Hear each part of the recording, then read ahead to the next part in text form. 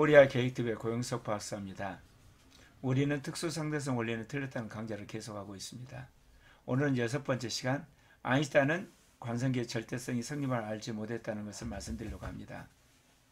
관성계의 절대성이란 것은 정지계와 등속계를 구분할 수 있다는 거 아니겠습니까? 아인슈타인은 정지계와 등속계가 구분될 수 있다는 것을 알지 못했어요. 그래서 관성계의 상대성을 끝까지 주장했던 거죠. 말하자면 정지계 관찰자와 등속계 관찰자는 구분할 수 없다. 그것만 주장했어요. 그래서 오늘은 다시금 관성계의 절대성에 대해서 구체적으로 말씀을 드리려고 합니다. 그러기 위해서는 정지계 관찰자와 등속계 관찰자가 구분된다는 이야기부터 또 말씀드려야 되겠습니다. 전지계 관찰자는요, 강체자와 원자식의 빛 세 가지를 다 사용합니다. 그래서 공간좌표, 시간별을 측정하거든요. 근데 등속계는 달라요. 정지계에 대해 등속계로 움직이는 등속계에 고정된 어떤 관찰자는요, 강체자와 원자식의 빛 모두를 사용하지 못해요. 그러니까 셋 중에 하나 아니면 두 개를 사용하는 겁니다. 구체적으로 여러분에게 말씀을 드리려고 그래요. 등속계 관찰자가 사용하는 자 또는 시계에 따라 두 종류로 나눠요. 강체 자만을 사용해야 될 때가 있어요. 그러니까 등속계 관찰자는 강찰자로 사용해서 공간자 시간별을 측정해요. 그런데 또 한 등속계는 빛과 원자시계만 사용하는 거예요. 그거 가지고 시간좌표와 공간좌표를 측정하거든요. 그러니까 등속계는 이렇게 구분이 되는 거예요. 강체자만 사용하는 등속계, 빛과 원자시계를 사용하는 등속계, 두 개로 나눠지는 겁니다. 아인슈타인은 여기에 대해서 전혀 알지를 못했죠.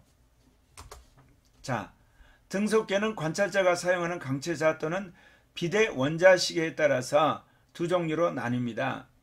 등속계 관찰자가 강체자만을 사용하는 경우를 제가 시각적으로 보여드리겠습니다. 자, 여기 보면 그 오른쪽으로 움직이는 그 좌표계에 강체자가 고정되어 있죠. 그거 가지고 길이를 재는 거예요. 그리고 그러면 시간은 어떻게 될 거냐? 시간은 정지계 시계를 그냥 사용해 버리는 거예요. 공동으로. 이제 그렇습니다. 다시 한번 보여드리면 지금 이 정지계에 강체자가 있고 동시화된 시간이 있고 빛이 있잖아요. 그런데 이 등속계는 뭐만 사용할 수가 있냐면 이 강체자만 사용하는 그런 경우가 있다, 그 이야기입니다. 예. 두 번째는 등속계 관찰자가 빛과 원자시계만 사용해요. 그러면 정지계는요, 말할 필요 없이 강체자, 그 다음에 원자시계, 빛 세 개를 다 사용하죠. 이거를 시각적으로 여러분에게 보여드리겠습니다. 자, 이처럼 등속계는 빛과 원자시계만 사용하는 거죠. 강체자 사용할 수가 없습니다. 그러니까 여러분이 여기서 보면 알 수 있는 것처럼 이렇듯 빛과 원자시계만을 사용해서 공간좌표, 시간좌표를 다 측정해야 되는 겁니다. 자, 이렇듯 등속계가 두 개로 나눠지죠. 그래서 등속계가 사용하는 자와 시간에 따라 제가 명명을 했습니다. 역학적 등속계, 전자계 등속계를 구분한 겁니다. 정지계는 딱 하나입니다. 그런데 등속계는 두 종류로 나눠져요. 그러면 역학적 등속계는 어떻습니까? 강체자만을 사용할 때예요. 전자적 등속계는 빛과 원자시계를 사용할 때를 말하는 겁니다. 그러면 도대체 이게 무슨 의미가 있는 건가? 금방 드러나게 됩니다.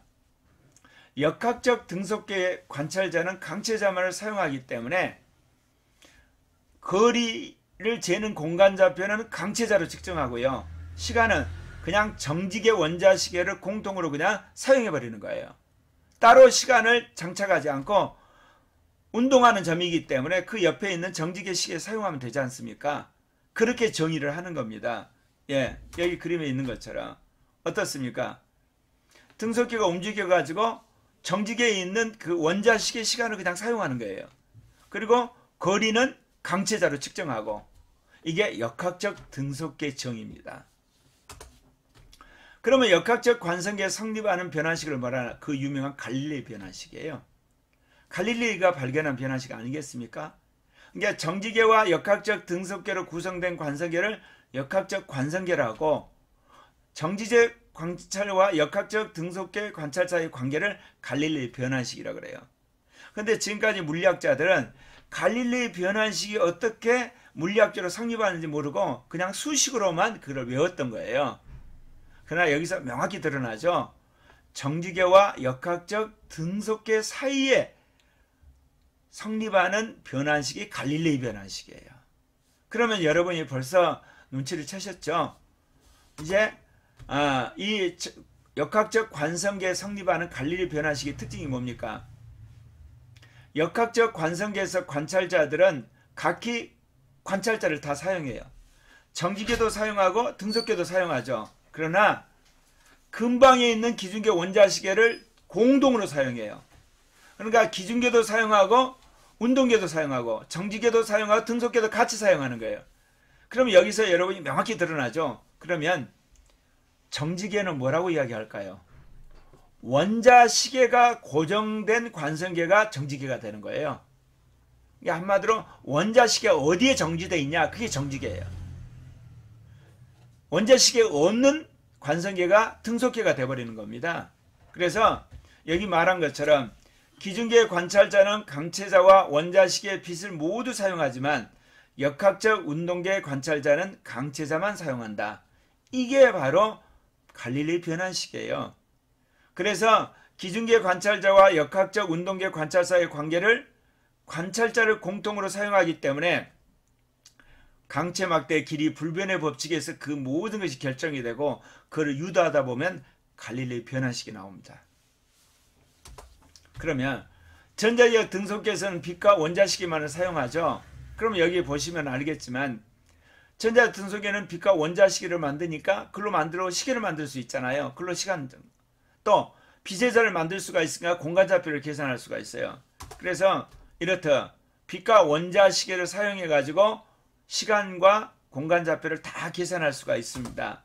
그래서 전자적 관성계에 성립하는 로렌츠 변환식, 그 유명한 정지계와 전자계 등속계로 구성된 관성계를 전자적 관성계로 제가 이름을 붙였어요.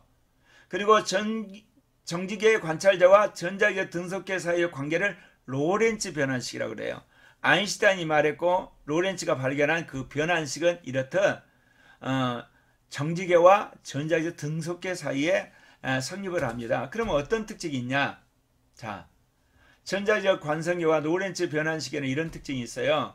관찰자들이 다 빛과 원자시계를 사용하죠. 그러니까 동시화된 원자시계와 빛의 자유를 사용할 수가 있어요. 그리고 여기 볼 수 있는 것처럼 그 기준계 관찰자는 강체자, 동시화된 원자시계, 빛의 자를 모두 사용할 수 있지만 결국 운동계는 뭐만 사용하냐? 동시화된 원자시계와 빛의 자를 사용하죠. 자, 여기 보시면 뭐가 빠져 있죠? 강체자 사용 못해요. 그러면 여기서 이제 여러분이 발견하죠. 이 전자적 관성계는 뭐가 정지계겠어요? 강체자를 사용하는 관성계가 정지계예요. 왜냐? 동시화된 원자시계라든지 빛의 자는 둘 다 사용하니까 구분이 안 되죠. 그래서 여기 말한 것처럼 기준계 관찰자와 전자기적 운동계 관찰자 관계식은 원자시계와 빛의 자를 공통으로 사용하기 때문에 꼭 뭐가 성립해야 되냐? 빛의 순간 속력 불변의 법칙이 적용돼요. 그리고 그거를 로렌츠 변환식이라고 합니다. 자, 강체자와 원자시계와 빛에 의해서 관성계의 절대성이 증명이 되죠. 왜냐? 세 가지 관성계가 딱 부러지게 구분이 돼버려요. 정지계는 강체자, 원자시계, 빛 모두 사용해요. 역학적 등속계는 강체자만 사용해요. 전자적 등속계는 빛과 원자시계만 사용해요. 그러니까 이 관성계가 세 종류가 나타나는데 다 사용하는 자와 그리고 시계와 빛이 다 달라요. 정지계만 세 가지를 다 사용하고 등속계는 강체자만, 전자계 등속계는 빛과 원자시계만 구분이 되죠. 그러니까 세 개 관성계가 다 구분이 되잖아요. 구분이 되니까 우리가 이거를 관성계 절대성이라고 말할 수 있는 겁니다. 예. 아인슈타인은 이렇듯 강체막대와 원자시계, 빛이라고 하는 이것을 통해서 이 관성계를 건설하는 그런 작업을 그가 먼저 하지 않고 특수상대성 원리를 기술함으로 말미암아 관찰자의 상대성만 그가 알게 되었고 관성계의 절대성은 알지 못했습니다. 그런데 그것이 110년 동안 전 세계 모든 물리학자들, 과학자들, 그리고 그 물리학을 배우는 수많은 과학도들, 상식적으로 사람들은 상대성만 이야기를 하는 거예요. 정직의 관찰자와 등속계의 관찰자는 구분할 수 없다는 상대성만 지금까지 이야기를 했던 겁니다. 그래서 상대성 원리, 상대론, 상대적 철학, 상대적 문화, 상대적 진리, 상대란 말이 그때부터 계속 퍼지게 된 겁니다. 그러나 여러분 보셨죠? 이 강체 막대와 그리고 원자식의 빛을 사용하게 되면 여러분 정지계와 등속계를 구분할 수 있는 것. 구체적으로 말하면 정지계, 역학적 등속계, 전자계 등속계 세 개가 확실히 구분되죠. 곧 절대론이 성립한다는 겁니다. 그렇기 때문에 앞으로 이 절대론이 성립하게 되면 절대 철학, 절대적 진리, 절대적 좌표계, 절대적 기준 이런 말도 가능하겠죠. 당연히 그렇죠. 그래서 제가 펴낸 책의 이름이 상대적 절대론입니다. 감사합니다.